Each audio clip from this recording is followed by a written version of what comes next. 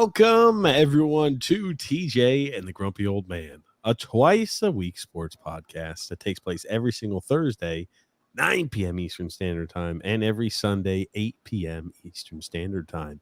I'm your host, TJ, and with me here, as always, is the Grumpy Old Man.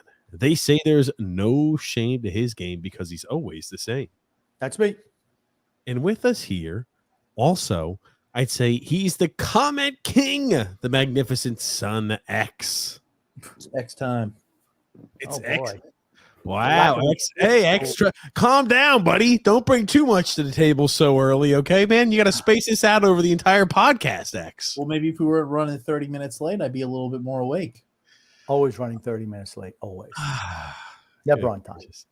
Oh, man. This is our first show we've had in quite some time, guys. It's true. Well, I mean, like, this is our first show in like 3-4 weeks. No, it doesn't matter. So. It doesn't matter. It's been a while. It's been a while. What was that, X? I said, let's get on with the show. Say your little spiel. Let's move on. On with the show. This is it. Jesus Christ. Look at X. It's like we're freaking keeping him awake right now. My God, X. But yes, if you're new to this channel, welcome. It is a twice-a-week all-sports podcast where we talk anything and everything sports. We talk NHL, we talk hockey, we talk football, we talk basketball, we talk college athletics, we talk soccer, world football, we talk baseball, we talk anything and everything sports on this show. So if you're new to the channel, I encourage you to do a few things. I encourage you to subscribe to the channel so you don't miss out on any future content that we put out. And also, if you like the content, leave a thumbs up. Hit the little thumbs up button. Apparently, that helps the algorithm. Helps get this fun time of talking sports and shooting shit out to the masses. For today's podcast, there's a lot to cover. I mean, I just looked it up. This is our first show in 18 days. So we almost took like 2.5 weeks off. There's a lot to cover. Shit, you look at it. What were you about to say, Grump? I mean, a lot. You were out, I mean, I'm a little bit ill, but that's not the reasons because TJ was out doing a whole bunch of shit. His in-laws are in town. He's traveling all the places. I mean, it's not because of me only. I just want people to know. I went to Japan. I went to Grumpy. I went to England, UK. I went all over the place, Grumpy. I traveled the entire world. And did you go there for hair regrowth surgery? Yes, it's called hair transplants. So it's not working. It's not working. It's not working. Oh, well, you try. It's gotta take some time. They lobotomized him instead. That's what they thought he wanted. Lobotomized him instead. But today we got a lot to talk about. We got to talk. There's a lot of football to catch up on. I mean, a lot of football to catch up on since last time we had a show. There's a lot of everything to catch up on. I mean, you even got, top end basketball, young basketball players. Mikey Williams, he got a little bit of a news regarding, I guess, regarding his situation there. Was facing 9 felony charges. We're going to give some updates on our friend there, Mikey Williams, hell of a basketball player. We'll talk about that. We're also going to go ahead and talk about some college football playoffs updates. I tell you that there's a lot to go ahead and there's a lot to discuss, I feel like. But Freeze Warning says, welcome back, boys. Welcome back, Freeze Warning. Speaking of that, holy shit, Auburn. Did you guys see last weekend? Auburn found a way to lose against Alabama. Oh, my God. On fourth, what was it? 4th and like 20-something or 4th and 30-something? 4th and 32. 31. 4th and 32. I thought it was 31. 32. Oh, man. 32. I feel bad. I feel bad for Freeze Warning. I mean, to have everything that close and to find a way to lose, it's still, they played Bama. It's a rivalry game. They played him extremely close, but man, oh man, did you guys watch that play? Yes. Yeah. It's like, you cannot let that happen. You cannot let that happen. I'm sorry. You cannot. Like I put it up there. I remember, and then maybe you guys do too, the huge, I guess, a field goal return for a touchdown that won Auburn. The kick six. The kick six, that's it. They won Auburn the game, right? Yes. And, they had years, I'm thinking before, too, where the ball bounced off of Bama guys' heads. That was the same year. Against Georgia. Yes, it was the same season. Oh, so everything was back-to-back ridiculous games, and that's what led them, and they won the national championship that year. Oof. Okay, gotcha. Yeah, so they had a few things go the way. I mean, like this most recent one, I'm like, my God, I don't know how the hell you allow on a 4th and 32, you allow a team to number one get a first down, let alone score a touchdown. Okay, here's the thing: why would you not pressure the quarterback? He's not great. He absolutely isn't. They let him just stand back there and stand back there and stand. I think they had 2 guys rushing. Everybody was back. Well, you got to have more guys in the end zone then. They had to score a touchdown. It was 4th and goal from the 32. And they were down by 4. They were down by 4. You cannot let that happen. You just can't. That's on coaching. Again, coaching. The terrible coaching that you see in all sports. Just horrible. The coach, again, players win games. Coaches lose them. The coach lost them that game. Agreed. Absolutely. Terrible. Terrible, terrible. For those of you who are living under a rock or didn't catch up on it, here it is. 4th and goal. It is 4th and goal. 31. Told you, Grump. Thank you. Okay, the ball was spotted behind the 31 in college football. You must get to the line. And at the 31-yard line. Look at the line of scrimmage. Okay. You realize the blue line is not perfect, right? 4th and 31. Thank you very much. I'll wait. It was. You know what? I don't care. 4th and 31, 4th and 30, 4th and 32. Doesn't matter. 4th and 30 or more yards. How about that? We can agree on that, I think, right? 4th and goal. They send 2-man blitz. A 2-man blitz. You've got what is that guy doing? What is that guy doing? He's your spy to make sure you don't try to go ahead. Why is he spying? Why is he spying? They do that sometimes. As soon as he crosses the 30, everybody should go get him. That's right. Everybody go quarterback. If the quarterback tries to roll out, this guy then moves up the field and pursues. Well, actually, the quarterback, if he crosses the line of scrimmage, he just throws the ball. He only did that 2 times in the Iron Bowl. Illegal forward pass. Here's the clip. But there's a lot of airspace to cover. Terrible. Still not even firing. Near corner. It's caught. Unbelievable. Oh my God. Touchdown, Alabama. Isaiah Bond on a 4th and a mile. How do you let a guy like that get open in the end zone? I mean, like, think about it. They had 5 guys at the line of scrimmage. You have your quarterback. I mean, 5 guys are out there on the route. You only had 3 guys at the line of scrimmage. You had 8 guys to cover 5. And there's a guy, a one-on-one in the back of the end zone somehow. How the fuck does that happen? How many they had 3 wide receivers and 7 guys covering the whole other side of the field. These wide open on the other side. It's like, come on, fellas. It's just terrible. To give the credit, outstanding catch by the Bama wide receiver. Great focus. He's covered. Great focus. He throws a laser beam, right? I'm not a big fan of Milroe, but he throws a laser beam. He goes ahead and fits it in there, and they find a way to score. This is why Bama is the way they are. It's just that simple. It's just like, man, you just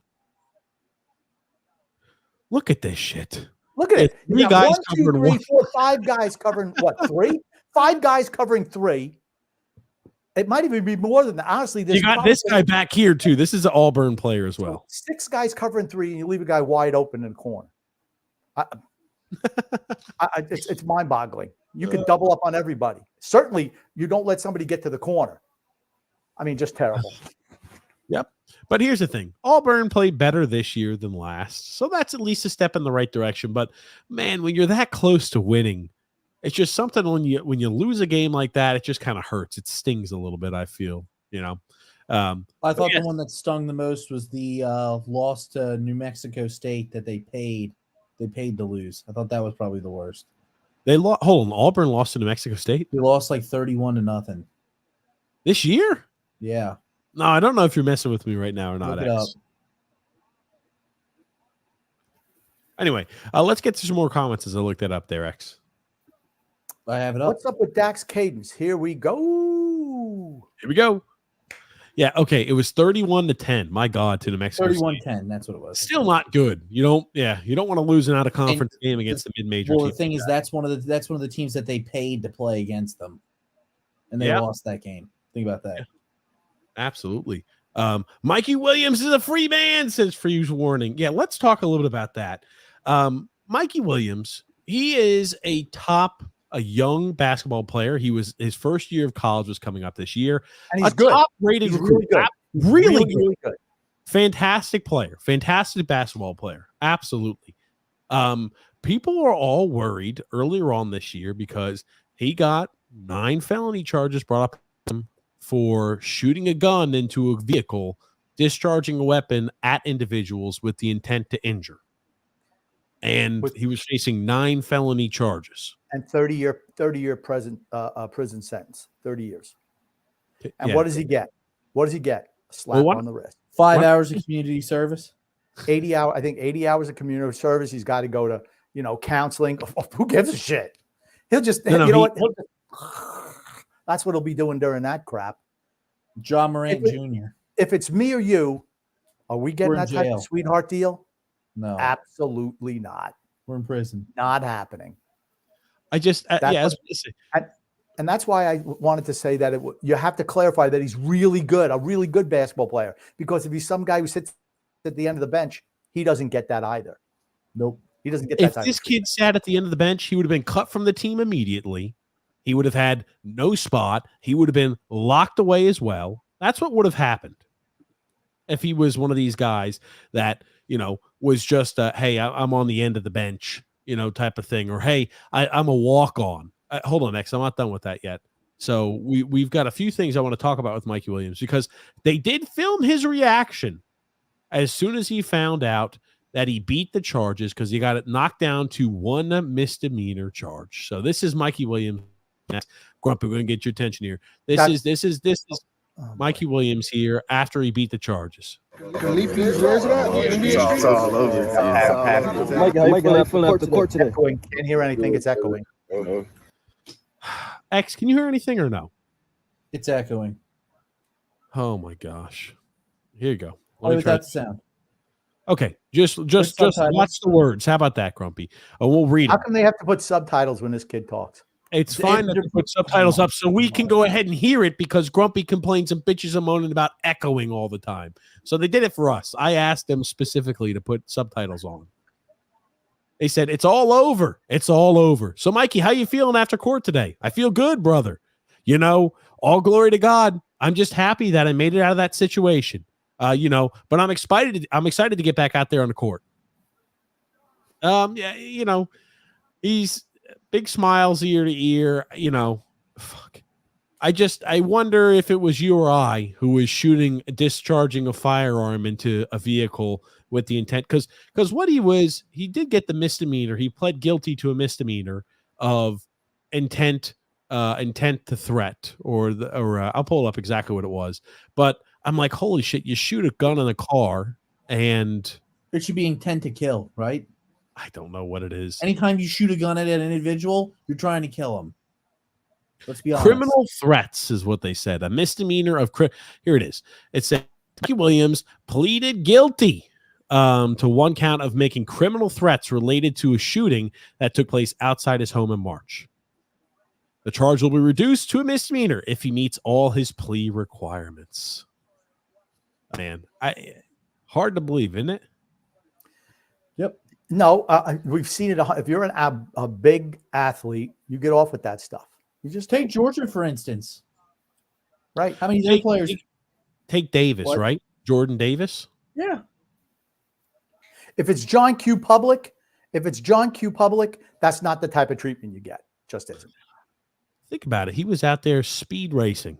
And, the middle of the night, it leads to the death of 2 individuals on one member of the Georgia staff, a kid on the Georgia team. And they're like, you're not going to serve any jail time for this one. But you're gonna get some community service as well. I don't know. It's an odd one. I'll be interested to see how good this kid is. I'll tell you that much. You better big expectations for him, right? John Morant He'll Jr. be one and done. That's for certain. You're right, Grump. You think he's going back to school after this year? No. He'll be think about John Morant. He never even discharged his firearm. He just was carrying it with him. Yeah. He serves how long is John Morant's suspension for from the NBA? I think I don't know. He's done it twice now, not just the first time. College should suspend him, in my opinion. The NCAA should suspend him. He's not in college yet, though. He's in high school. I thought he was in college, or did he delay himself? He's not in college yet. He's in high school. I thought Mikey Williams is already in college. I thought he was already in Memphis. No, man, I think he's a senior this year, or was. I don't know. He was thought in he the class high of school. 2023. He signed for Memphis, so he's in Okay. college. He chose to go to Memphis, but I'm like, he signed back in November 5th of 2022. Call me crazy. I don't know. And maybe the NHL or the NFL, I'm sorry, or the NBA is a lot more strict when it comes to that type of stuff. But I don't know. But Grumpy got a comment there for you from Joseph C. Can someone explain to me why the Jets are stupid enough to bring Aaron Rodgers back in a season that is already over for them? Well, they don't know if he's coming back, first of all. Aaron Rodgers said on the Pat McAfee show that, number one, he has to be healthy, and number two, they have to be in contention to make the playoffs. So I don't think he's coming back this year.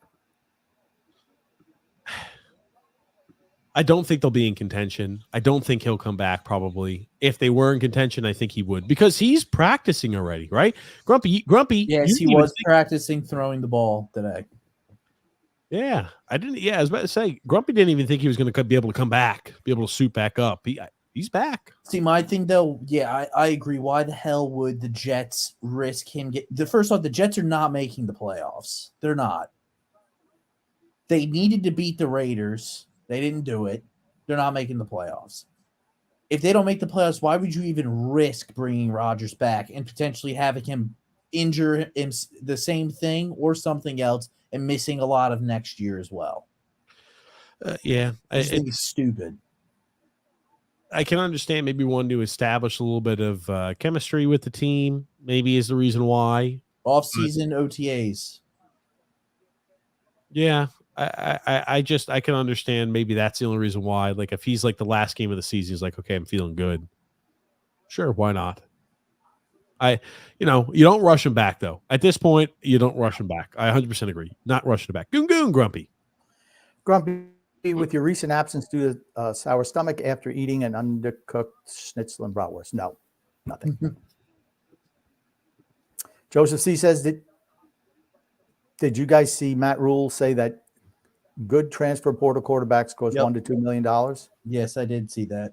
And honestly, he's not lying. I think all of Michigan State's quarterbacks all entered the transfer portal this year too.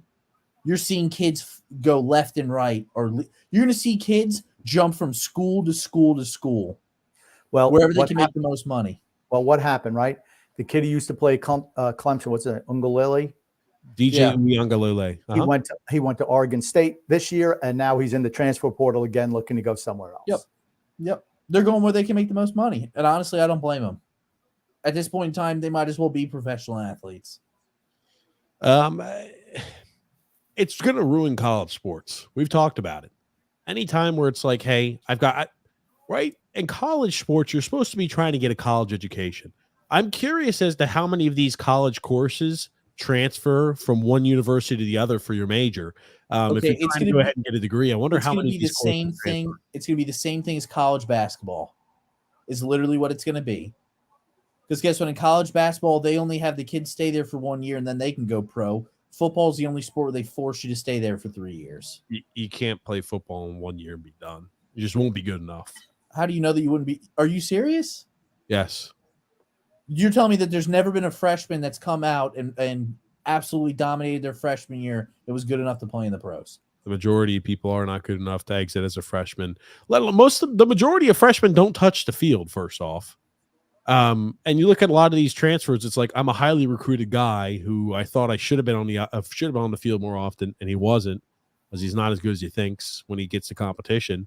But you're not good enough usually as a freshman to leave after 1 year. Most times not the case. I'm just saying it's going to be a lot like college basketball. You have any thoughts on that, Grumpy? No, none. Do you think that the quarterbacks are worth $1 to $2 million that are in the transfer portal? A good quarterback? I'm sure. Everybody's worth a lot of money in that transfer. I mean, think about how much money the NCAA makes. They might as well be a professional organization. They are. They were just keeping the money all for themselves. Now they got to give it to the players. For the kids. I see no issue with that. The problem is kids shouldn't be able to transfer every single season. They shouldn't be able to transfer. You're okay with it in basketball, in college basketball, though, where the kids obviously their main priority is not to get an education; it's to go play professional basketball. That's just a hurdle that an obstacle that they have to get through, which is the 1 year of college. You don't see a lot of kids who play basketball say, "Gotcha, I'm transferring 3 or 4 times in my college basketball career." Usually doesn't. You're right. happen. They just transfer and go to the pros after their freshman year. They leave after a year. Yeah. If they're any good.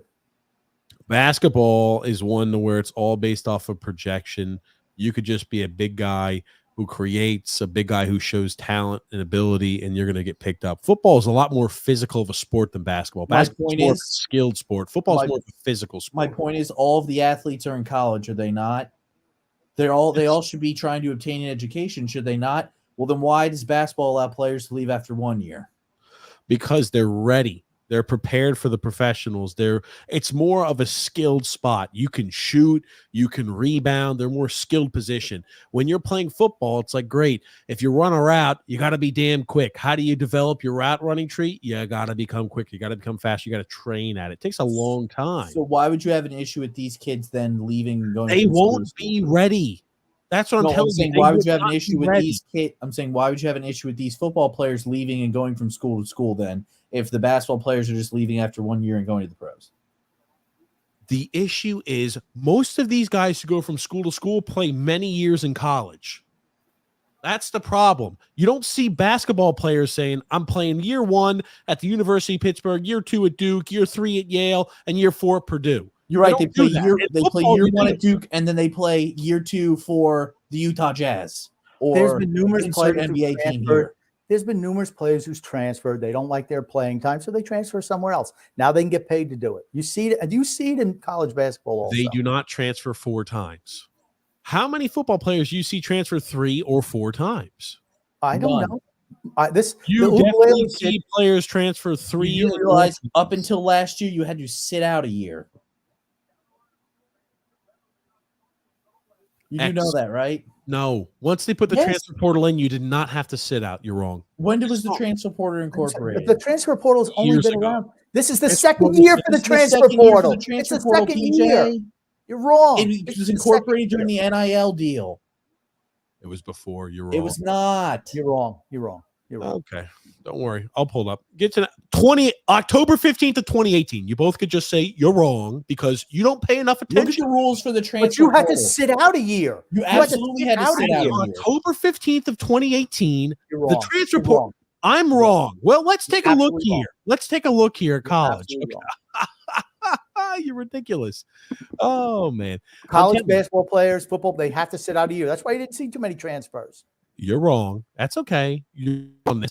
The NCAA transfer portal, the NCAA application database and compliance tool launched October 15th of 2018 to help facilitate student athletes seeking a transfer between member institution. The transfer portal permits student athletes to place their name in a database to desire of transfer. Once they enter the current school, blah, blah, blah, it tells you right here that you do not have to sit out. April 2021 is when it was incorporated. Thank you. You Don't have to sit out. You're New wrong. regulations. Run it up. New regulations in 2021. April 2021, D1 athletes transferring schools for the first time no longer have to redshirt for a year at their new college before competing. Thank you very much. Wrong. Okay, 2018. You're wrong. It was 2021 to 2022 season. I swear in the 2018 season, you are wrong. I guess I'm wrong. No. Okay. Here's that the thing. Didn't work out well for you. That's a typical TJ. Well, you're not paying attention, so I really don't even care what you're thinking. You just want me to prove you wrong. Obviously, you're paying pretty good attention. That's a typical TJ. I didn't need to read it. I knew what it was. I knew what it was. Just keep doing it in the TV. But getting back to the point you were making there, X, as we were having our conversation.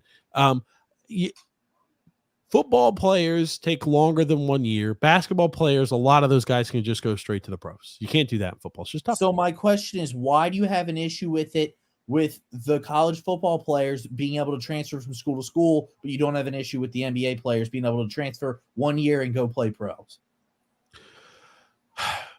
It does not matter if you allowed 1 year for college football and then to go pro.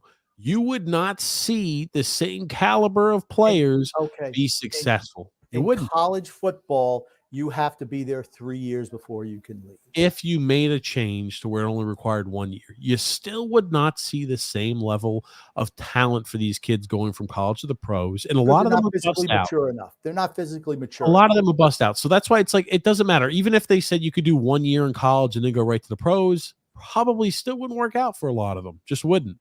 Goon grump. If the Islanders managed to fart out a win tonight, is all forgiven. If anyone's watched the Islander game today, I know you're watching. If anyone who's watched the Islander game today and think that the Islanders are ever going to contend for the playoffs this year, they're absolutely crazy. Right now, they have a 4-3 lead. They have been absolutely dominated by Carolina. Why is Carolina losing? They're playing an AHL goalie today who's let in 4 weak-ass goals. At least 3. The one redirected by Kyle Palmieri, I'm not so sure that was weak. But everything else absolutely. Horvat. You mean the one by Horvat? No, the Palmieri one that they challenged for the high stick. That went right through him, too. They went right through him, right 5-hole. Every single shot goes right through 5-hole. That kid sucks. Like I said, an AHL goalie. That's why if Carolina loses tonight, it's because they're playing an AHL goalie. I am stunned after how bad he was in the second period, giving up those 2 goals, that he was the goaltender to start the third period. Stunned. 2 goals on 3 shots. They only had 3 shot attempts in the second period. 3 shot attempts. The Islanders suck. The Islanders are freaking bad. The Islanders are bad. They're awful. They could win tonight 4-3, but they're fucking pathetic. They're horrible. Yep. Drew L says here, looks like Yak has returned to being Dak. I'm sad now. Or Dak has returned to being Yak, maybe. Yeah, Dak Prescott hasn't looked good tonight, I don't think. Anytime they play a good team, they don't do well. They pummel up and beat the shit out of the bad teams, just like the Miami Dolphins do. They play good teams, the results aren't good. You think the Seahawks are a good team? They're okay. Absolutely, they're okay. If Geno Smith was not so miserable this season, they'd have a much. Geno Smith has been really. I don't know if you've watched any of those Seahawks games. He's been fucking miserable this season. Oh, his shoulder's hurting him. This is hurting him. Everybody's playing with a little bit of a banged up and injury all the time, but he has been miserable this year. And what have they done today in order to go ahead and take the lead over the Cowboys? Get the ball into the playmakers' hands, like DK Metcalf, bomb it out, put him in his face. It was one big play on blown coverage, probably that Trayvon Diggs would have been covering if he was healthy. Okay, the kid who leads the NFL or set the record for most pick sixes in a season is the guy who's covering him. He hasn't looked good tonight. Quadron? What's his name again? Who's leading the NFL? Stephon Gilmore who's covering him? No, it's not. Diggs. Not Diggs. Who's Trayvon Diggs is the one who had all those interceptions last year, TJ. Okay. No, the guy. Did you not know there was a guy there was a corner who replaced Trayvon Diggs who has 5 pick sixes this season? Did you guys not see that? No. Man, it's been too damn long since we've had a podcast. Hold on a second. Yeah, okay. Bland. I'm sorry. He has 5. Okay, Darren Bland has not even 5. Close to Quandro. I could not remember his name. You didn't even fucking know a guy on this team was over here making pick sixes. How many pick sixes did he have? He has 5 pick sixes on one season. Tonight, he's allowed 5 catches for 137 yards and a touchdown through one half a play. He was the guy who was burned on a 73-yard touchdown. Yeah, sounds like he tries to jump routes a shit ton as opposed to covering players. That's exactly what it sounds like. Which is exactly what happened on that 65-yard touchdown pass. He tried to jump the route, missed it, and let DK Metcalf walk in for a touchdown. Okay, I'm just going to put this up just because you didn't know. Yes, he did it. Darren Bland had 5 pick sixes this season. That is a new NFL record. He had 5 pick sixes this year. Despite what you want to say, 5 pick sixes, you're doing something. He tries to jump routes a shit ton. He gambles a lot. It's working out. Shit, he himself has scored 30 points for the Dallas Cowboys this year with 5 pick sixes. I don't know. They missed the Trayvon Diggs kid. He's the number 1 corner that they have on that team. He's not that great either. He's another gambler. It's the same thing. He's better than the other guy. Well, that's true. Oh, shit, man. I don't know. You said NFL records, you're doing something all right. Yeah, but we'll keep on with comments there, X. Goon says here, what are your thoughts on daylight savings? Is it strictly for pussies, says Goon. I like daylight saving. Yep. Drew L. Grump. TJ, also yesterday you said bye, bye, bye was the Backstreet Boys. It was NSYNC, dummy. Yeah, I don't listen to music, so doesn't Do you know shock. the biggest artist was who was in NSYNC? Who is that? Justin I'm Timberlake, asking you right? the question. I'm asking you the question. Justin Timberlake, right? You heard Grumpy say it. No, he didn't. Yes, he did. Yeah, I did. Justin Timberlake. Freeze warning says 4th and 31 and kick 6 and miracle at Jordan Hare was in 2013, the year we lost to FSU in the national title. Okay, they lost that one. I don't know why I thought that was the year that they won, but yeah, it was crazy. They had like 2 back-to-back games with like crazy stuff that happened. Goon says here, why is it acceptable down south to have both ketchup and mustard on a burger? I don't know. I'm just a ketchup guy. I mind plain. Yep. Grumpy doesn't eat with anything. I mine with bacon on it. What's up, Frank? He says, what's up, Big Three? Oof. Let's go Islanders, Frank. They're bad. They're bad, man. Bad. That's all I got to say. Terrible team. Terrible team. Meme's been sent, TJ. Okay, gotcha. I'll pull that up here for us. I already just did that one, X. Okay. Tommy DeVito now has more career games with 2+ passing touchdowns than Kenny Pickett. Yeah, I don't know if you saw how well that Pittsburgh offense moved now that they got rid of Matt Canada. Did anybody happen to see that? Yeah, I don't think they were great offensively last week without him. They had over 300 passing yards and they had over 160 rushing yards. So I don't know, 450 yards isn't very good. Just checking in. I didn't think they were that good. It was 150. It's 150 yards usually good. I know it's the first time in whatever 40-something games that they got over 300 yards or something like that. It was like 290 something yards, or maybe 300 yards. I'll pull up the offensive production. They didn't score a lot of points, but here's the thing: the offense played much better. Spickett's terrible. Okay. He threw for 278 passing yards. You act like that's a lot. Here's the thing: 278 passing yards is not bad. CJ Stroud threw for like almost 500 yards in one game. As a rookie. I'm not saying he's CJ Stroud. For a number 1 overall pick, you should be, right? He's not a number 1 overall pick. Yeah, he was. Kenny Pickett was not a number 1 overall pick. He was in the first round, but not. I thought he was the number 1 overall pick. No, Jesus. No, Will Levis Jr. He was the start. Like my bad. He was the first overall. He was the first quarterback off the board. Sorry. That's correct. He was the first quarterback, not the first overall pick. Sorry. He was CJ Stroud should have been CJ Stroud should have been the first. No, he should not have. Absolutely should have. I don't think so. Absolutely. Come on. Put CJ Stroud on the Panthers. Let's see if he plays as well. He'd be much better than Bryce Young is. Bryce Young is a freaking dud. Yeah, let's see how he does throwing to 33-year-old Adam Thielen and blanketed coverage and giving a team that gives up over 64 pressures a game. Dud special. That's all I got to say about that. Okay. He's going to flunk out. Just prepare yourself. I hope he gets traded to an actual team that's worth a shit and then balls out and proves your ass wrong. That's what I hope happens. I hope he gets traded to the 49ers and wins a Super Bowl there. And then I can tell you, oh, yeah, how shitty this guy was, right? Somebody in our fantasy league, in the Islander fantasy league, just picked up Kenny Pickett. Pickett. All I know is Tommy Cutlets is just so much better than Pickett. He sucks. How about the Giants winning stupid, meaningless games right now? Those stupid bastards. They win 2 games. One against the freaking. Who did they win against? Washington, and then the Patriots. Patriots are the worst team in the Patriots are the worst team in football. Kind of feel a little bit bad for Mac Jones. Yeah, I don't think he's a quarterback, but I feel a little bad for him. He's not good, but he's in a real shit situation. They ruined him. What's his face? Belichick ruined him. Absolutely ruined him. I'm not even so concerned or thinking about his ruining him, but I'm like, every single week they go in like, hey, you're the starter, and he yanks him out every fucking week right now. It's like, you got there 3 times, get your fucking ass on the bench. I'm like, you know what? If I'm almost like this, I'm like, damn, dude, you keep putting me in, taking me out, kind of put somebody else in and just let it ride with that. Like, because, my God, I can't think of anything more humiliating than every week you go in there as a starter, like, we're freaking demoting you. Did you guys hear apparently Bill Belichick might be coaching the Panthers, the Carolina Panthers?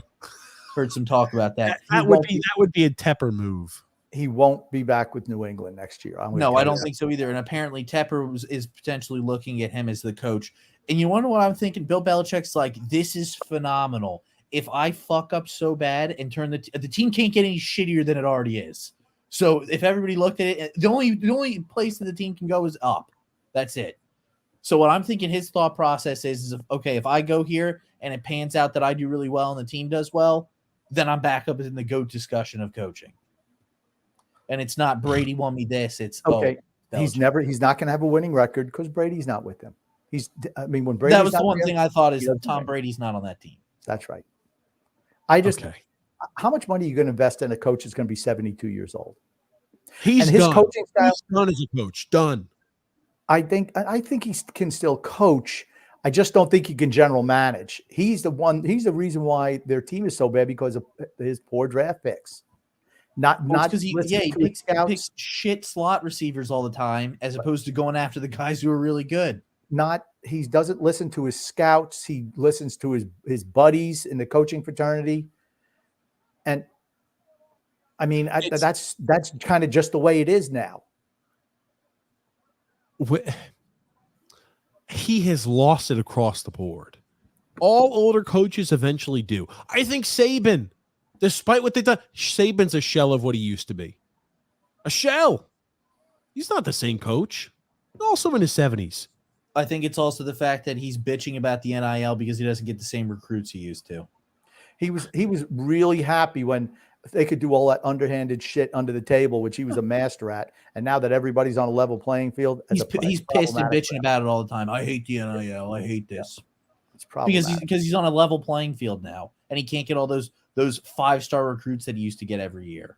He still gets decent recruiting class. Yeah, but he doesn't get as many as he used to.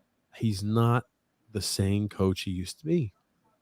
I don't know. They're in the conference championship against Georgia, and if they beat Georgia, they'll make the playoffs this year. Okay. Here's the thing. I think they won a lot of close games. Okay, they won a lot of games with smoke and mirror. Do you really think they deserve to beat Auburn? Be honest here. It was an away game too. Be honest. Do you really think a rivalry game? Be honest. Do you really think they deserve to beat Auburn? I don't. They did though. There's a lot of games they've won this year where I'm like, I'm not sure necessarily deserve this win. At the end of the day, the only thing they care about is the score that's on the scoreboard, right? You get away with smoke and mirrors eventually, sometimes. When you start to get a little older and things start to slip, all the smoke and mirrors disappear, and you can't do it, and you lose all of those close games. You get kind of starting to see it teeters. They used to be dominating. I mean, punishing teams, beating the living shit out of them. Yeah, oh, man, we're playing Bama. Oh, shit. They used to get 30-plus points to get beat by. It's not like that anymore. Talent levels down. They don't get the recruits that they used to get. Or they get the recruits, and then they're not playing their first year, and they transfer out. Yep. That's money speaks. Players are going to go. Why would they going to Alabama? Well, because they're a really good team, and it enhances their chances to make the NFL. That's not the case anymore. I mean, Alabama's still a good team, but the fact that they can get paid to go somewhere else and be guaranteed a start right from the get-go, it makes a difference. In Alabama, maybe you got to sit on the bench for a year or two before you play. Yep. That's not the case at other schools. You're going to see if Quinn Ewers comes back this year, you're going to see Arch Manning leave. He ain't going to stay. I don't know what's going to happen with that. You think he'll stay and sit on the bench for a second year? I don't know what's going to happen with that. I wonder if they're going to give Arch Manning the job. I really don't. Why would Quinn Ewers come back if they're just going to give Arch Manning the job? He won't. He already said he wants to come back for a 2024 season. I don't know what's going to happen, but like we talk about college football though, right? There's a lot of teams that are in close contention to make the college football playoffs. I mean, let me ask you this. This would have been a perfect year to have the 8-team set up. Yes. Honestly, it would have. Just too quick though, unfortunately. Yep. I mean, look at how many one-loss teams you have this year. It's always like that. Okay, here's the thing. Even though they're going to make it, I don't believe Florida State deserves a spot in the college football playoffs. They don't. They haven't played anybody. Sorry. Just don't deserve. Like when you're looking at it too, right? You're going to have Georgia, right? Okay. The worst case scenario is Georgia loses to Alabama because Alabama will make it if Georgia loses to Alabama, and they're going to give Georgia a spot too. I 100% agree with that. Also. I don't see how they're going to give Georgia a spot if they lose to Alabama. Because how do you not put Texas in, who beat Alabama? Because Georgia went. What did they go undefeated last year? They've been undefeated. They I don't know if did they go undefeated last year. Yeah, I guess they would have gone undefeated last year. They went undefeated last year. So here's the thing. But we're talking about this year, not last year. You're asking me why would they do that? Because they look at Georgia as a team who went undefeated, won the national championship, and didn't lose a single game until the conference championship against a team that made the college football playoffs. And they're going to be like, "Oh, great, we need Georgia in there too." I think it would be asinine to have 2 SEC schools in there. To be quite frank, you think that they would fuck Texas over just to put Georgia in? Yes, absolutely, they would. I don't see how. It would be more. It would be more than just fucking them over. Because here's the thing. I don't think Michigan loses. Michigan's not going to lose to Michigan's Iowa. automatic. Michigan's getting in. You're going to see if they lose to Iowa, maybe not. They're not losing to Iowa. Florida State's going to make it in. I think they will beat Louisville. Yes, I think so too. And think about how they don't even have their starting quarterback. Their first round game is going to be probably if Georgia loses, it's going to be against Michigan, and they're going to get obliterated by Michigan. They'll be the number 4 team to make it in if they go undefeated. Okay. They're going to be undefeated. Hard to believe they'll be the number 4 team in the seeding. They're going to be the number 4 team. Grump, you have any thoughts on this, buddy? I think this little thing that's hypothetical, none of it's going to happen. Well, I won't say. I'm more putting up the teams that are in contention at this point. Okay, Michigan is going to go undefeated for certain. Ohio State is just out. They're just out. They're done. They have no more games left to play. Florida State. Would it shock you if Florida State lost in the ACC championship? It wouldn't shock me. Bad. So is Florida State. Florida State does not deserve to make it in. They do not deserve to make it in. If they go undefeated, they will get in. I just don't think they're good enough. I think Washington and Oregon, whoever wins that is getting in, one of those 2 teams. You're going to see Georgia will make it regardless if they lose or not. The problem is Michigan, Georgia, whoever between Oregon and Washington. And I just want to say if Alabama wins, they're going to get in.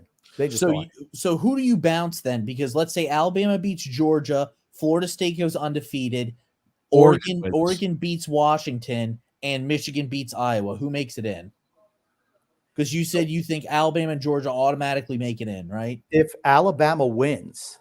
Yeah, that's what I said. Alabama beats Georgia, Florida State goes undefeated, Michigan wins, and Oregon beats Washington. Who makes it in? Michigan, Alabama, Georgia, and Florida State. And you think Oregon would get bounced? Yes. They're not in the top 4 now. So you think there's no possible way Texas could ever make it in unless Florida State loses, no way. Michigan lose, and Georgia lose. See, to me, that's just there should be a fallacy behind that because here's the thing: Texas beat Alabama. in the matchup at home. Alabama. Texas lost one. What do you mean? It's a long. They look. The committee said they look at 3 things. Is what they look at. They look at head-to-head. They look at wins against top-rated opponents, and look at strength of schedule. Texas has a tough strength of schedule. Texas beat Alabama head-to-head. I just don't know. Here's the thing. Texas should be in, and Texas should make the college football playoffs. As long as they win, they should be an shoe-in. Now, and here's the thing. I don't think the win-losses is exactly as to be displayed here, too, because I think Michigan's going to win. They're going to be in. Oregon, if they beat Washington, deserves to be in. They do. It should be this, right? Georgia, depending on what happens, only one SEC school makes it. Georgia or Alabama. You lose, that's tough shit to make it. You got Florida State, who's just going to be giving it. You give it to Florida State because they've got a cakewalk. Whoever wins the Pac-12 makes it in. And then you've got here, oh, shit. You know what, dude? Oof, man, Florida State's really causing the freaking issue and all this shit. It's pissing me off because it reminds me last year of TCU is exactly what it does. TCU just looks like, TCU was fucking terrible. I know they beat Michigan last year, but TCU was just, they didn't belong. They weren't. You know why they beat Michigan last year, right? Because they knew about them stealing the signals and they fucked them over. Yep. And they should have. to be quite honest with you. So, like, Florida State doesn't, and the realistic best team should be Georgia, Oregon, Texas, Michigan. Those should be the teams. Florida State's played nobody all year long. They have a shitty conference. The ACC's been bad this year. If Washington wins, they're automatically and undefeated. Washington is not going to beat Oregon. Oregon is the best team in the nation. Oregon is the best team in the nation. I'm telling you. Michigan. Oregon, if they make the college football playoff, is Oregon if they make. Michigan's defense is unbelievable, is ridiculous. You don't watch enough of the Pac-12 games. You don't watch Michigan enough. You don't watch Michigan enough, TJ. They don't even give up touchdowns after halftime. Oregon is a damn good team. Their defense is tremendous. Now Harbaugh is apparently right. Harbaugh had missed the last 3 games. They still won of the regular season, and they beat Ohio State too without him on the bench. Let me ask you this: does that make Michigan think to themselves like, "Do we need this guy?" No, you don't think so? No. And here's the thing: they manhandled Ohio State. Yes, I don't think Ohio State's that great. I think you're wrong. They're not in the same class. Like, I think they're above Florida State. Ohio State's nowhere near Washington or Oregon, nowhere near Texas. They were nowhere near Michigan, nowhere near Bama or Georgia. You're wrong. Michigan's defense is the best in the country. Good. They have the best defense in the country. They absolutely do. They're tremendous. I've been watching their games the last number of weeks. I'm like, holy crap, that defense is something else. When I saw that team only gave up a combined total of 30 points in the first 5 games, I was like, holy shit, they're good. They play no one. They play no one. They played Penn State and Ohio State, 2 teams in the top 10. Penn State loses all the time. Penn State is a freaking paper tiger. Penn State, you want to know why they're top 10? Because they win 9 games a season. They lose against the good teams, and they get fucking beat the last game of the year. Because they play 2 teams in the top fucking 4 every year, TJ. Every single year they play 2 teams in the top 4. Now, this freaking discussion again. Here's the thing. Oregon should make it. They're going to beat Washington. Oregon should make it. Texas, when they win, should make it. They're playing Oklahoma State. Texas should make it in. I hope and pray that Louisville beats Florida State. Florida State does not deserve to be in. They're the one who is not like everyone else. Yeah. Michigan should make it, and the winner of Georgia or Alabama should make it. Do you think that they pull something like they did with the University of Central Florida, where they were undefeated and didn't make it in? No, they're numbered. What are they ranked in the CFP or the college football rankings? Where are they right now? Who? Florida State. 5. I think they're 4. I think they're number 4. Oh, they're 4 now. They were 5 the week before. Yeah, but Ohio State lost. Yeah, that's when Ohio State lost. So yeah, they probably moved up to 4. Michigan moves up to number 2. It's Georgia, Michigan, Washington, and Florida State. Those are the top 4. I just don't see how Florida State would drop if they win. Because in this scenario, right, like here's the rankings real quick. Like in this scenario, I'm going to try to imagine. It's tough.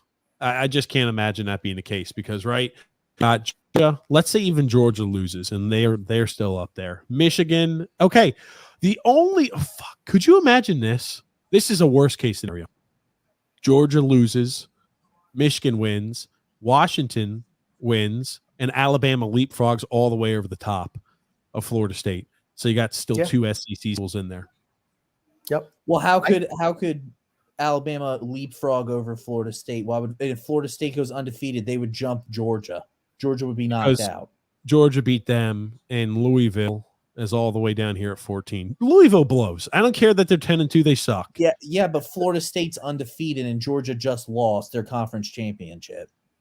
Georgia would be knocked out. In my opinion, Alabama would make it in. Georgia would be knocked out, and Florida State would make it in as the 4 seed. I just don't know, man. It's a real shit. We need something clear and obvious this weekend. We need shit to be clear and obvious. We need teams to lose. We need Your teams. First game is tomorrow, so it's tomorrow. Who plays tomorrow? Yeah, Oregon and Washington. Tomorrow. Yes. Tomorrow playoffs. So Oregon goes ahead and locks themselves into a postseason spot tomorrow. If they win, who the hell knows? With football, you never know what can happen. Somebody could snap their leg on the first play of the game. Bo Nix could break his leg on the first play of the game, and then they're out of quarterback. Look at that. Do we want to move I'm on just to saying, you another don't know what topic? happened. Would we consider moving on to another topic? We talk about this 15 minutes. Oh, fuck. Look at Why it. don't we But just Grumpy, wait? believe You it know or what? not- Here's the thing. We could talk about this Sunday because everything will be settled. That's true. Look at Grumpy. Why are you getting all agitated, Grump? I mean, What? let's go to another topic. You said we Yes, haven't why are you talked- getting all we haven't been agitated? here You in didn't even 18 respond. we haven't been here in 18 days, and we're talking about one topic for 20 minutes. There's a lot that's happened in college football since, Grumpy. Well, Big D, grumpy old man. Grumpy, TJ, Sun X, how you guys doing tonight? What do you think about the Zadorov trade to Vancouver? Unless you talked about it already. We did not talk about it already, but I don't know if he's really a fit for Vancouver. You got traded to Vancouver? Yeah, but it was like a third and a fifth round pick or a third and a sixth is all they gave up. Not a lot at all. No, He's a rental too, right? This is the last year of his contract. I'm not sure of his contract situation. He wanted out of Calgary, though. Absolutely did.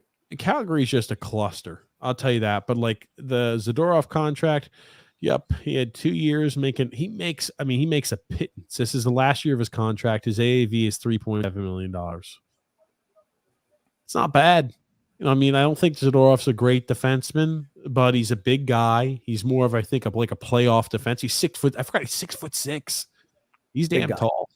Yeah. Joseph C. Grumpy. So I guess that Corey Perry, Connor Bedard's mom story wasn't true. I mean, if he was drunk at a team event, I'm sure he'll find a job elsewhere. I just wish they'd come out and actually tell us what happened. He won't say anything either. Just like, I'm embarrassed this. I did this. I'm like, the NHLPA, I'm sure, is not going to file a grievance. I feel like that would be the only way we would figure out what's going on. But he is entering the alcohol or the substance abuse program here, the NHL substance abuse program. So I have to assume it was something with alcohol based off of the context clues. I don't know. Think about it. He's almost like a 40-year-old man. Is he really showing up drunk to team meetings and shit? I don't think I think it was like a team function. They said it was what the heck are you doing, Grumpy? What the hell was going on with your eyes, dude? My eyes. Watching the football game. Whoa! Dude, he was Dak Prescott, baby. X. You should have seen it. He was like this. Hold on, X. Look at me real quick. Grumpy was like this. Yeah, I'm like, what the hell's going on, Grump? Something shocking happened. The in the game. Islanders gave up a goal in the last 3 seconds to tie it, and Varlamov just made an incredible save. Carolina is so much better than the Islanders. Oh my God, they just walk in. Oh, and they lose it off the stick. I mean, it's a crazy overtime. Let me just tell you that. Islanders already won. Yeah. Oh, okay. Must have happened right here. Barzell with the game winner. Winner. I'm telling you. Here's the thing. That AHL goalie cost Carolina tonight. Absolutely. Yeah, beautiful play by Barzell. Phil's facts was telling me how good he was playing. I said, you know what? I said, you need to be fair because I hear you talk about Sorokin. If Sorokin let in half of these goals, you'd be asking if we could go ahead and trade him now. So the Islanders blow. They absolutely blow. They do. They're awful. We were outshot almost 3-1 tonight. That's simple. I mean, that's one where honestly goalie should have made a save on that too. Yeah, why he's terrible. Here you go. Comment. He's absolutely terrible. Nick D says, Grumpy, you're going to love this. Jari just scored a goal. Well, good for him. He can't. Well, he scored many goals, usually against himself. But other than that, it's bad. Frank says, your Grumpy man must be excited about his guy, Casper's league-leading shorthanded goal. That was another weak-ass goal that the goalie let in. A backhand. He made himself so small in that. It was just terrible. Here's the thing. You look at it too. The national broadcast said, man, that's one the goalie really wants to make a save on. Short-handed backhand shot, and it goes into the net. Yeah. The national broadcast also said, man, you're going to see Antti Ranta in the third period. And he winds up letting in 2 weekies in the third period. He's terrible. He's an AHL goalie. He's an AHL guy. Yep. I just can't get over how bad we were freaking outplayed. Dominated. And people are going to be celebrating this win. We were dominated. I get it. A win's a win, but we were dominated tonight. Anybody celebrating this win is a loser. I've never seen. Here's the thing: if you play Carolina in the playoffs, what do you think happens? You think the Islanders could win 4 games? Swept. Swept. Maybe if they've got their ECHL goalie and maybe we'll win a few games. Okay, This is a maybe game. not. Even think about it. Their AHL goalie who let in the Islanders, I think, only generated in regulation 14 shots in 3 periods. 14 shots on net. We're not even averaging 5 shots a period. 15. The game winner is 15. We had 15 shots, including. It must have been like 45 to 15 shots wise. It was. How many posts did Carolina hit? I think they had 2 posts and 3 crossbars tonight. I mean, it was a total dominant effort. If their AHL goalie wasn't in there, they win that game. There should be no smile in the Islanders locker room. No way. Hey, look at Matt Barzal, though, in the post-game there. Ear-to-ear smile. Ha-ha, we won. Dude, you just got your ass dominated. Real winners go out there and they say, we won the game, but we need to do a whole hell of a lot better than what we did. Okay, he's played for a loser's entire life. He shouldn't be a loser. He when said when you played for loser your entire life, I'm sorry, but you start acting like a loser. They had an interview with him in between the second period, and he said that they were struggling because they asked him. He says, "It seems like you've been absolutely dominated out there, but you have a lead. Do you feel like you guys have been dominated?" He's like, "Well, you know what? We haven't been able to figure out how to handle their forecheck." Well, no shit. He said, "But we have to figure out something before, we need to get better in that regard in the third period." They didn't, but they got a couple of fluky goals. I mean, that's just the way it is. Like I said, those are goals I would get. 5 holes. How many goalies get beat 5-hole? 3 times a game, let alone once. Nobody gets beat 5-hole anymore. Next comment. Any player celebrating this win is a loser. Players should not be celebrating this win. Go ahead, Grump. Johnny Mac says, "Grump and TJ, you're killing me replaying this Auburn Iron Bowl." Yeah, it was tough. Drew says, "You're thinking about Jalen Carter, not Jordan Davis. Yeah. Jordan Davis is another D lineman, if I'm thinking right. He came from Georgia, I think, as well. Okay, that's right. Yeah, that's right. He also played for the Eagles, I'm thinking too. Yes, right? He does. Yep. Fuck. Okay, see, that's where I made the mistake. That's why they made the change the Eagles the G in Eagles to the Georgia Bulldogs logo, because they have so many guys from Georgia on their defense. That's right. Drew L. Grumpy. Yeah, I don't think God would approve of shooting a vehicle, LOL, but that's the failure of the justice system. No, it's because he's got some high-priced lawyers. Yeah, and he's that's a star athlete. I bet you the Memphis Mafia was out there, and they're like, "Nope, this isn't happening." The Memphis Mafia. That was Elvis's old gang who used to follow him around, the Memphis Mafia. But they want that kid playing. Period. And here's the thing: they know he's not a good kid. They know it, but you know what? It improved their program for a year. That's what it's about. Yep. Money. Joseph C. said apparently people thought Perry's contract was terminated because he was screwing Bedard's mom. Yeah, I did hear that. They say that's not true, though. Supposedly, it's not true. Maybe he was drunk while screwing Bedard's mom. There we go. That's why he's embarrassed. They're consenting adults. What's the problem? I don't know. I'm joking around, Grumpy. I mean, they say that's not the case. But even if they were, with some off-ice training, that's all. I mean, very good. All I'm saying is, even if that was the case, they're consenting adults. It's not like, they're children. He's 38 and she's whatever. I don't know how old she is. She's got to be in that age range, right? Do you think Zach Wilson was waiting for the tag in? He probably was. He only goes ahead and gets involved when Chicago travels there to New York. It's official. Zach Wilson has now changed sports to ice hockey and has been picked up by the Chicago Blackhawks. He's been traded to the Chicago Bears. Oh, there it is. Okay, Darren Bland looking like burnt toast out there tonight. Trayvon Diggs 2.0. Oh, Trayvon Diggs is good. Frank Grumpy. What was the Bedard's mom and Corey? There is none. Everyone has vehemently denied that. Lord Joseph C. Grumpy. Baseball has to do something about their offseason, by the way. It's amazing how little happens between November and January in terms of free agent signings. What used to happen was these signings all got done at the winter meetings. But now players are putting it off. Here's what has to happen first. Where's Shohei Ohtani going? Yes. Because he's the first domino to fall. And where's that other Japanese pitcher going from overseas? but you've seen some smaller activity like, the Mets signing Luis Severino, a 1-year deal, $13 million. Man, that's a lot of money for a guy who hasn't pitched consistently, for the last 3 or 4 years. And there's some other like little small ancillary pieces that moved also. But Shohei Ohtani's the big one. That's the big domino. When he goes, then you can see other teams, okay, we lost out on him. Now we got to go in a different direction. We've got to go ahead and make ourselves a reactionary move. Biggest news is supposedly the Yankees and the Padres are discussing players in a trade for Juan Soto. Soto blows. Grump. Really? What were Soto's numbers this year in a down year? What were his numbers? A down year? No. Last year, 2 years ago was a down year. This is not a down year. This is a good year for Juan Soto. Last 275, 39 home runs, 108 RBIs. Yeah. Tell me again. Did you see highest on base what they did for Ohtani when they brought him there? They put him in pinstripes up on the scoreboard, entice him to come. He's not going to the Yanks. He's going to the Mets, baby. The Mets are signing this other Japanese. There's no way in hell he's going to the Mets. He'd go to the Yankees before he went to the Mets. The Mets are forming the all-Japanese team, baby. Let's go, Mets! The Dodgers are the favorites, and then the Cubs are in there too. And then the Mets are number one. The Mets aren't even looked at, and the Mets are a non-entity.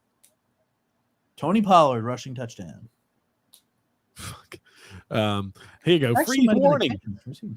Freeze warning, okay. Bro. Just bring up JT Daniels and how he's played for USC, South Carolina, I guess, Georgia, West Virginia, Southern California.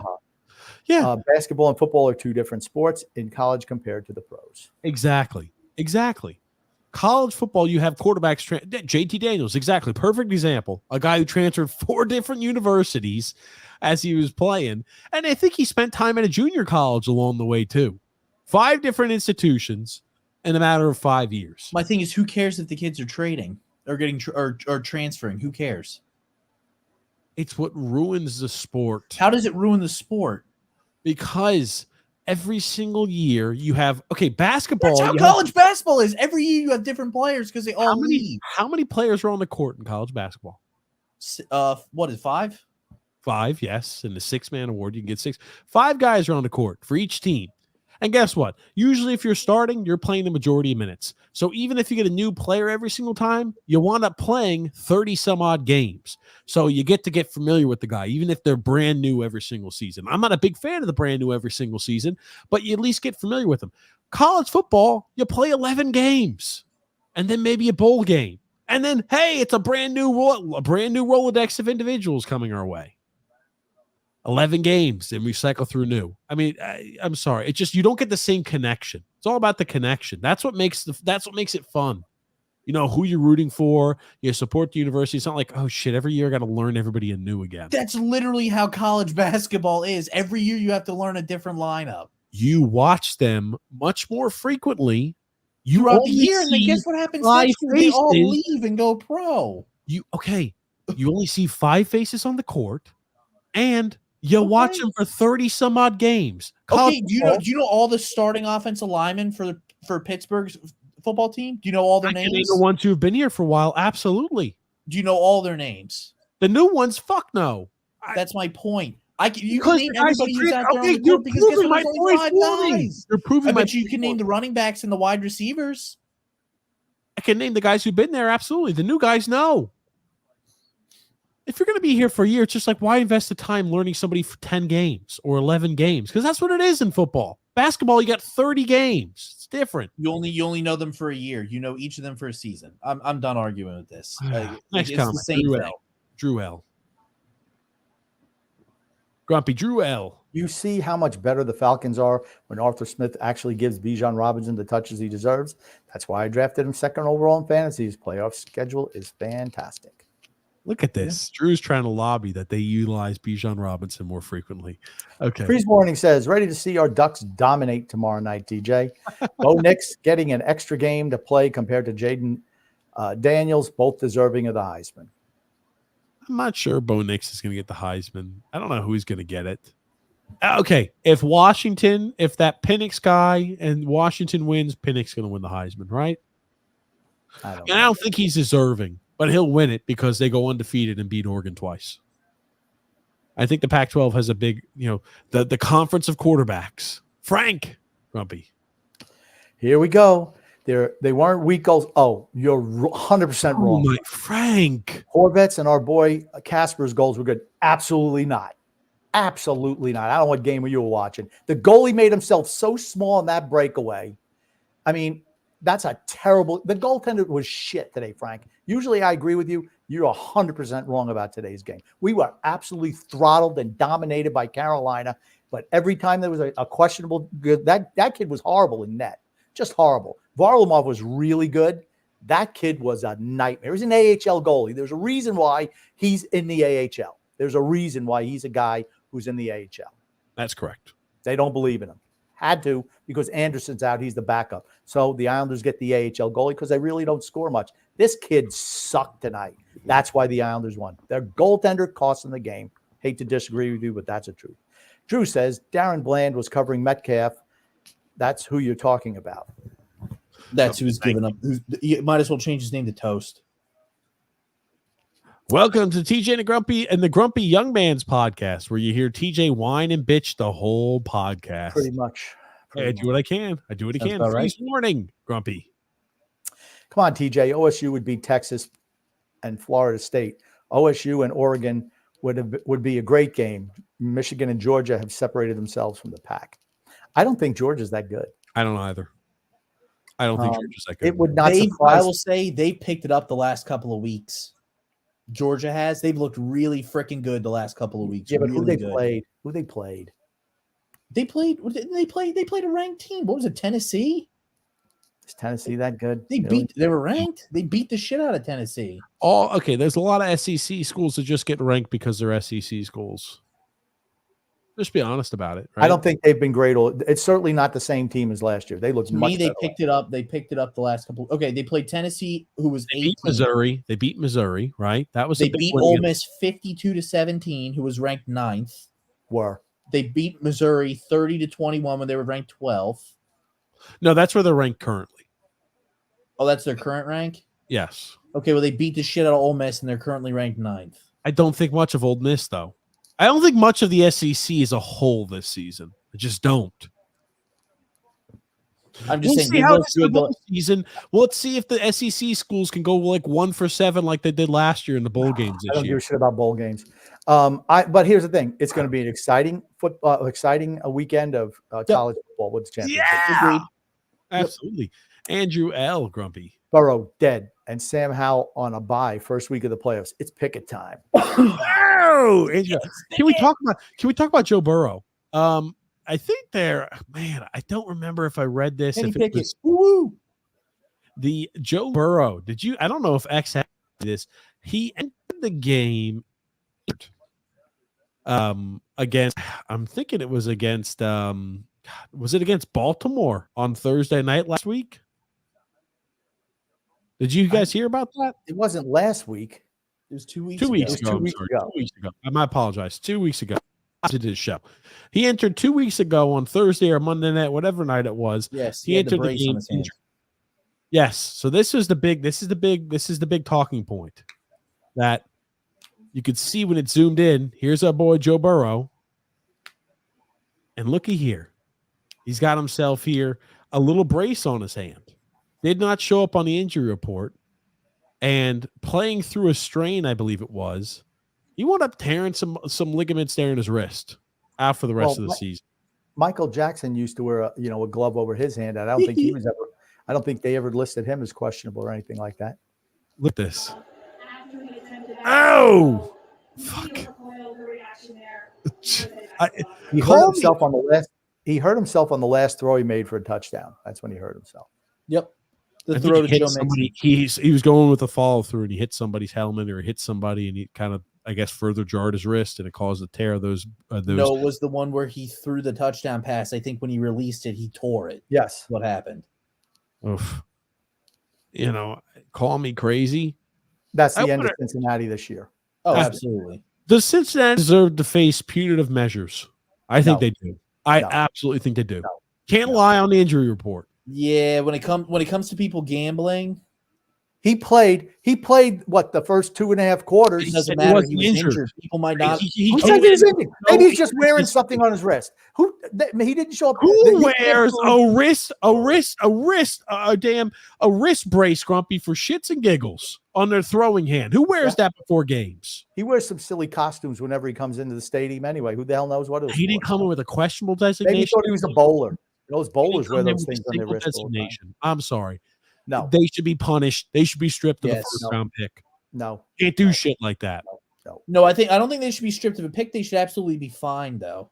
I think they should be stripped of picks. That's how you hurt organizations. Can't do stuff like that. Grump, the Isles are bad, says Johnny Mac. Johnny He Mac. ain't lying. He ain't lying. Drew L. Grumpy. By the way, TJ, thank you for letting me destroy your fantasy team so that I clinched a playoff spot. Woo! Good job, TJ. Drew says, L. Grumpy. By the way, TJ missed my second meme about the dog. Okay, God, let me pull up this meme about the dog. Johnny Mac says, smash that like button for TJ and Grumpy. Absolutely. Drew Not says, for X, just TJ and Grumpy. Drew says, Cincinnati Bengals were another team I predicted to miss the postseason this year. Gosh, I'm just freaking psychic. I knew once Burrow got that injury, it just spelled bad news. That's any team. That's any team. Your starting quarterback gets hurt, you're done. You're just done. It says That's TJ, why the when rules are the way they are. TJ, when Grumpy asked him to name 3 songs from anyone, Got nothing in my brain. Got nothing in my brain. Got nothing in my brain. Got nothing in my a clueless golden retriever, I guess. Got nothing in my brain. Got nothing in my brain. Got nothing. What an endearing! That painted me in a very positive light. Thank you for that. All I'll say is that's not TJ because it has way more hair. That's true. Nick D says, Drew L. 5-star review. 5-star review. Freeze Freeze warning. warning says, disagree that Saban is done, even though I would love for it to be. Ha ha. Ha ha. Excuse me. You could argue this is his best coaching performance ever. They were bad to start the year. He's done a good job getting them back. I'm not sure I give it to him. Might not want to talk down on Bama, since Texas's college football playoff hopes are riding on them to do good. Here's the thing: if Bama wins, again, the head-to-head matchup goes to Texas. If Bama loses, Texas still deserves to be in. Rick says, thumbs up. Lee fucking sucks. Okay. They have Lee out there again trying to protect a 1-goal lead at the end of the game. Dumb. And it's why is he out there? He can't skate. He can't stick handle. He does nothing well. He does absolutely nothing well. It's dumb having him out there in any critical situation. Then Frank adds, that's on effing Lee. He cost us 2 goals. He's terrible. He is absolutely terrible. They had him back on the first line tonight, by the way. Drew says the Islanders team is getting 49 OT losses this season and are going to squeak in. You watch. I don't think so. Freeze warning said, so glad this is last year of the 4-team college football playoff. It doesn't matter. People are going to be. I don't like the 12-team playoff. I absolutely don't like. I thought 8 would have been better than 12. I thought it's 8. Would have been. No, it's 12, and 4 thought it teams was get a 8. bye. 4 teams get a bye. Yeah. I'm sorry. That's just unfair. It should be 8 teams, and that's it. Yep. Wish they went to 8 instead of 12. That's right. Just don't feel right about a 3-loss team to have a shot play for the national champion. We love college football, Grump. Yeah. I'm excited. I love watching college football, particularly the end of the year. Drew says Pavilier just got traded to Chicago for a 5th. And I don't know if you guys had talked about this also, but Patrick Kane signed with the Red Wings. Yes. Yep. We didn't have a chance to mention that, but yes, that was big news as well. Mm-hmm. Johnny Mac says the SEC will win again. No and chance. again and again. No chance. Islanders win. Very true. Undeserved. Eve says painful win. Absolutely. We're lucky. Derek says Arsenal leading the Premier League, also have the most goals scored in the Champions League and have the best goal differential in the Champions League. What a week to be a gunner, fellas. Yeah, they're hot right now. They're playing really well. Arsenal's good. How far do you think they go, X? Depends on the draw. I'll be honest. Never know. I mean, they could get. They're not beating Real. They don't beat Real. They won't play Real. They won't play Real. I'll say Real has looked really. Rodrigo is hot for them right now, and Bellingham. For Bellingham, Grumpy. Bellingham. For all the injuries that Real has suffered, they've played extremely well. At the end of the season, they're going to have guys like Militao, maybe Courtois back. No, Maybe they won't have Courtois back. They might, because he won't be ready. And they might have Militao back. Might. Yep. They got Vinny Jr. out. He's going to be out 2 months. Bellingham is going to need surgery at the end of the season, probably on his shoulder. Brahim Diaz is another guy who's absolutely going to have surgery on his shoulder at the end of the year. You got who are the other guys? Kamavinga's out. Kamavinga's out. 2 months. Chouameni's out. They're really banged up. Yeah, really banged up. They're banged up just as much as Manchester United is. But you want to know the one thing they're not doing? Losing game after game or drawing games against teams that they should beat. Galatasaray or who do they just? That was a bad loss. That was a bad draw against Galatasaray. You're up 3-1 and you end up drawing that game. Might as well be a loss. Let's be honest. That goal by Garnacho was incredible, beautiful against Everton. He doesn't start all the time for them, does he? Or does he now? He doesn't. I don't know. He started the last couple of weeks. He doesn't. He started a few games and he got the bench. Then he started a few and he's not a consistent guy. He sometimes plays and sometimes he's a bencher. He needs to start all the time, and if not, he needs to leave. He needs to go somewhere else. I agree. That kid's good. Mm-hmm. Yep. Oh, they tried a trick play, didn't work. Okay. Oh, Frank, you're a freaking loser, TJ. You fricker, you. Look, you freaking clues millennial. We won. Barzell's the man. Horvat, 2. Suck a nut, TJ. Frank says, you guys should turn in your fan cards. No, Frank, you need to take off the fucking orange and blue. Oh, freaking Grump. Take off the orange and blue glass. Look at the game. If we were outshot 40-16. You cannot tell me that the Islanders deserve to win that game today. If you say that, you're just flat out lying. They were horrible and were totally dominated today. They were throttled. I'm happy about the win, but that win reminded me that we're a league away from being at the same spot as Carolina. We are in a completely different stratosphere of that. Yes, not even close to competing with a good team. They got a lucky win tonight. You want Frank? I'll bet you $1,000 they lose the next time to Carolina. Because they ain't beating Carolina again. Oh, they suck. Freedom Fun Adventure says, good evening, TJ Grumpy and Snarkosaurus X. No! Trying to start family drama, but the TJ, the tyrant, banned Dog Y, I think it's Dog Z, from the show since TJ became a cat lady. That's me. Yeah, Dog Z. I went ahead and I Where took is Dog Z? Where is Dog Z? He's sleeping on the ground right now.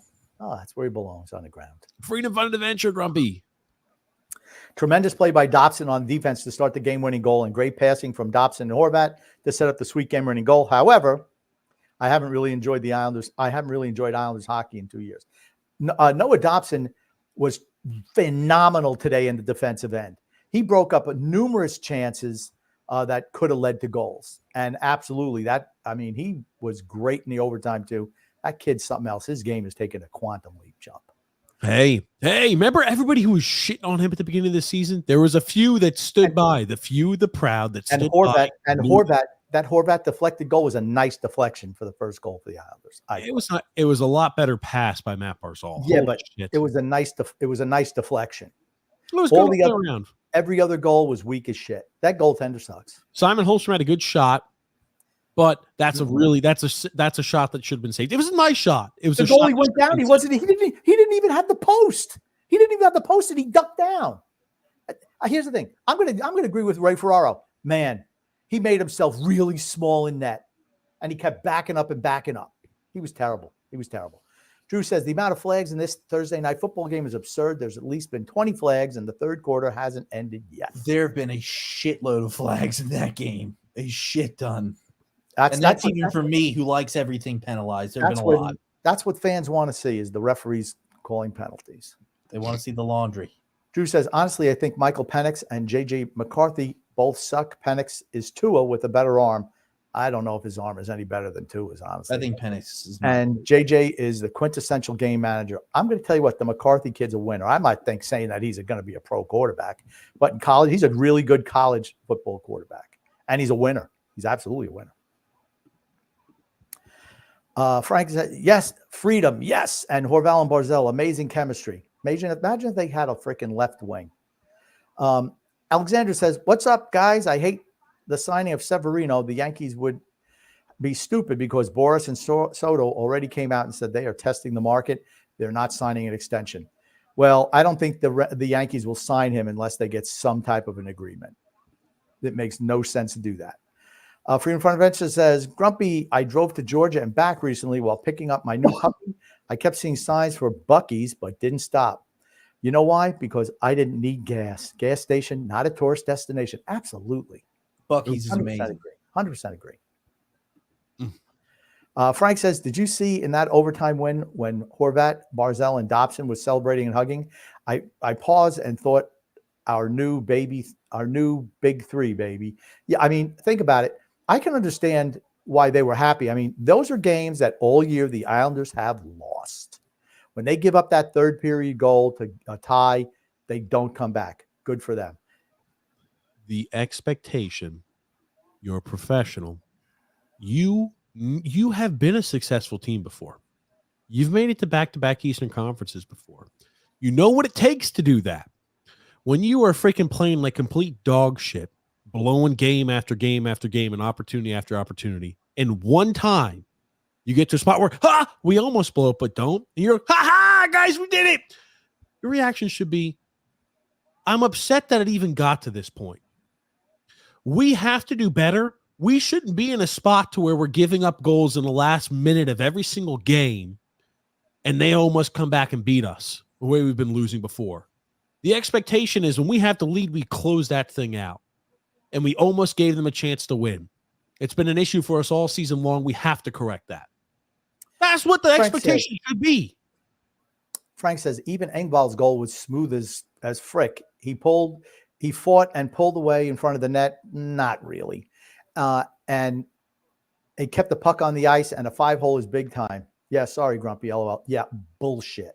Here's that goal. You cannot get beat 5-hole in the NHL. This kid was beat 5-hole on 3 goals today. He sucked. And it was a weak-ass shot, just like Engvall is weak as shit. LOL. He blows that goal. I couldn't believe that goaltender let that goal in. That's when they said, this kid's got to get yanked. He won't be there in the third period. That's how bad it was. He let in 2 goals on 3 shots. 3 shots, 2 5-hole goals. Yeah. I'll say one thing. This is kind of off topic, but as good as Dallas's defense has played this year, my God, they look like shit tonight. They play good against bad teams, but really bad against good teams. This is a nice bounce back for Seattle, though. Yeah, especially. Yeah. Pete Carroll's a good coach. Dude, Pete Carroll's one of the did he coach in the NFL before he went back to college? Remind me. Yeah, he was originally, I think he was coach of the Jets, and then New England. Then he was fired from there, and Belichick took over. Then I think he went to USC after that, and then he came back and coached the Seahawks. Drew says, TJ, on Saturday, I'm going to send you some stats on Simon Holmstrom. Yeah, somebody just sent that to me. They're not good. They posted a whole bunch of the Corsi numbers, Grumpy, these little ridiculous analytics. And Simon Holmstrom is one of the worst in the NHL. I just tagged Phil in it. All I have to do is look. You can tell. He still looks lost out there. He's always trailing the play. He's not good. He's not good. He just isn't. Alexander says, yes, that's correct, Grumpy. But that shot was a great shot by Holmstrom. It was an empty freaking net. It was an empty net. So he hit an empty net. Good for you, Simon Holmstrom. He hit an empty net. The goaltender went face down for some reason. It was terrible. The announcers talked about it ad nauseum, actually. It's like, man, you cannot let that shot in. They said it numerous times. Like, he was terrible. He was absolutely terrible. As soon as Anderson is healthy enough to play, he's back in the AHL, without a doubt. Alexander says, so sick of people picking on TJ, Grumpy, and X. I think we need to come out and defend TJ. No, TJ absolutely sucks. not. Thank you, Alexander. Defend me, yes. And welcome back, CM Punk. Yes, he went to WWE this week. I think it was his first week. I back. think Edge has a match coming up too. I thought no, he's wrestling in AEW. Yeah, no, I know, but I'm saying I think Edge has a match coming up as well. Like, how old is Edge, man? Holy cow. Pretty old. I remember watching these guys when I was a kid. Yeah. The Edge, baby. Drew says, notice how Tua hasn't played well the last 3 games. Sounds like the cold water is affecting Noodles. Typically, thankfully, it hasn't affected the real MVP of the Dolphins, Tyreek Hill. Yeah, that's the thing. Tua always kind of breaks down toward the end of the year. When the weather's a little bit colder, the ball hangs a little bit. You can't get that zip on it. And that's a struggle for him because his arms are a little bit more dead. Just like, his arm just isn't good enough. Just not good enough. Next. I just want to tell you something. There's been over 200 yards of penalties this game. There's 252 yards of penalties. Holy shit. Frank from Empire State says Holmstrom 6 goals so far. Wow. 3 shorthanded, tied for the league lead. No assists. Not one assist. Connor McMichael has 5 goals and 5 assists. I mean, like, he's got 6 points in 20 games. And he hasn't played on the first line either. 6 goals. Oh, my God. Dak broke a tackle. I thought you might say Dak just broke. Dak Prescott makes an amazing play to keep the drive. Next comment, please. Come on, X. Sorry. Frank says, and you can see Holmstrom is always ready to make a move to try to create a shorty. Yeah, you know what that means? He's not defending in his freaking zone. He's always trying to goal hang to get a breakaway. How about playing defense? Maybe that's why they have the worst freaking penalty kill in the damn league. They have an awful penalty kill. That's the reason why. Second worst in the NHL because we're too busy trying to spring goal opportunities and PKs. He's actually good at something, LOL. Yeah, goal hanging. Okay. He sucks. Thomas Amato says, Islanders, just read that one. Thomas Amato said the Islanders coughed up a lead with 0.7 seconds left in regulation. Disgraceful. Even with the win, they can't hold on to a lead. Yep. Yeah, it's problematic. And you know it's in their head. You know it's in their head. Yep. I think they're done. I think mentally they're mental midgets at the moment. And for a group of veterans to be like that is pathetic. Yeah. My opinion. Got to do better. I'm just so fucking frustrated with them. I really am. Frank says, we won facing a team with a machine gun and we had a pistol. Huge win. A water pistol. Hold on.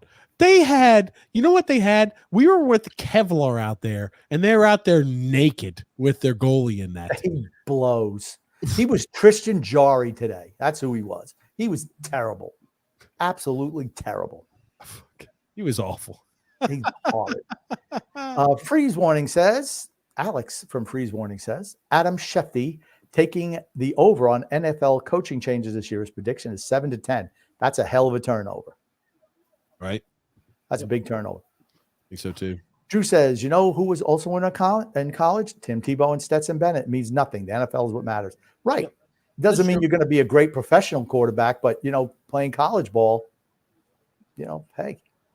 And Drew says, all I know is I feel bad for who is ever facing DK Metcalf and Geno Smith in fantasy. Holy shit, they have like 70 combined points.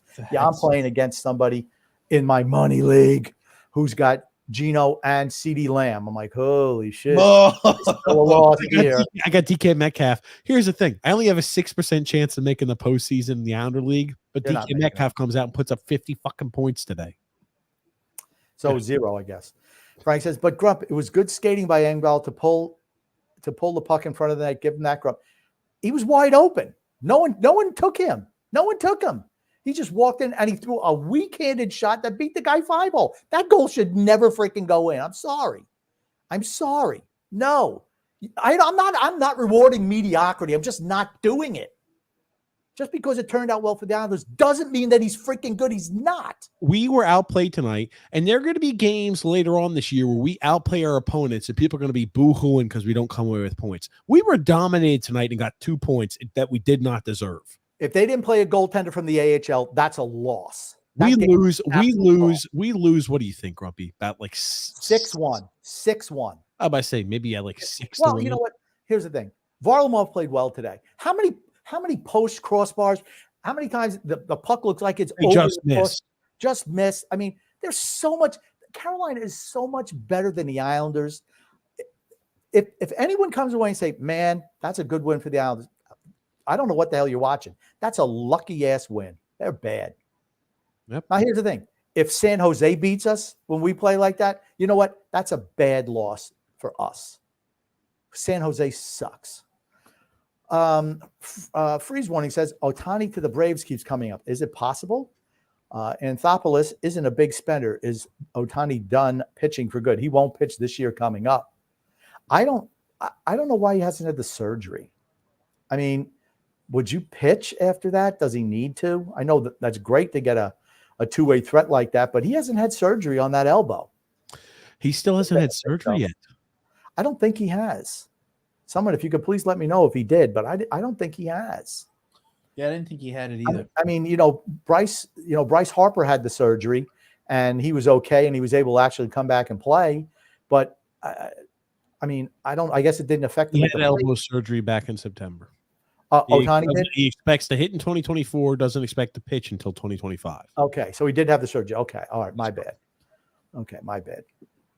Well, like I said, Bryce Harper was able to come back sooner just hitting. So good for him.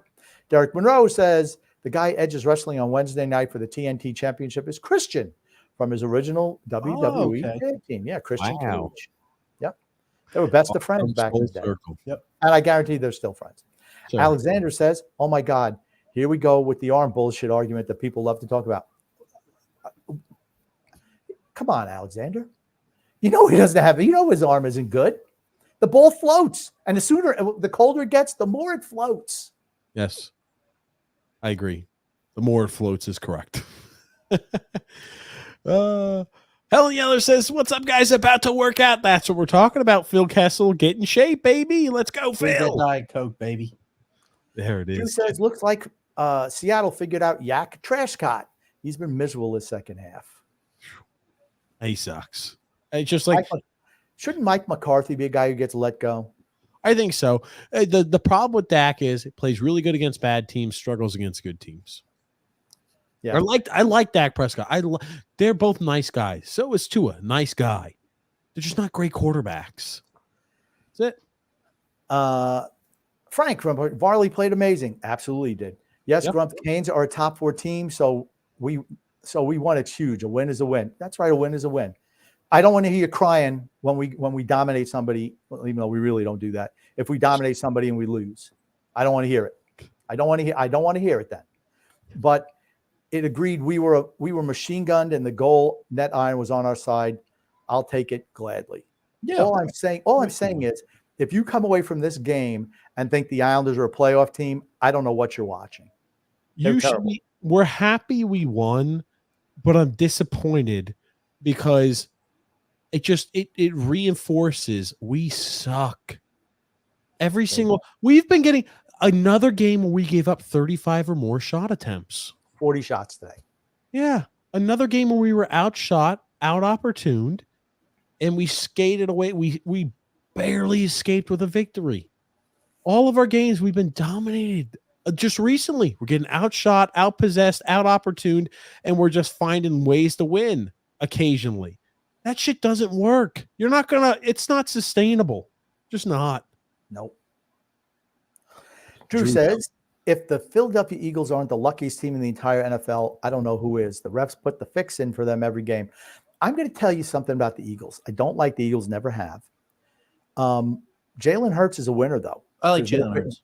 And he's a good guy. And I'm going to tell you, I don't think he's a great quarterback. I just don't think he's a great quarterback. I don't think he's accurate enough. But he's a really good football player. Those guys know how to win. They've built their team the right way, offensive and defensive lines. You get an AJ Brown, you get a Devonta Smith. The running game is negligible. You can put whoever you want in there. They're good enough. They've addressed their weakness at safety position after they let 2 of them go last year. Watch out for the Eagles. They're a team that knows how to win. I want to bring this up here real quick. This is something that's making the rounds, and I want to get your opinions here on it. Now, people talk about the script. Did you guys see, speaking of crazy outcomes, did you see the Buffalo Bills find a way to lose against the Eagles? Yes, that's a coach. Coach cost him the game. Not the first time the coach cost him a game. Not the second time. Not the third time. Not the fourth time. Look at this.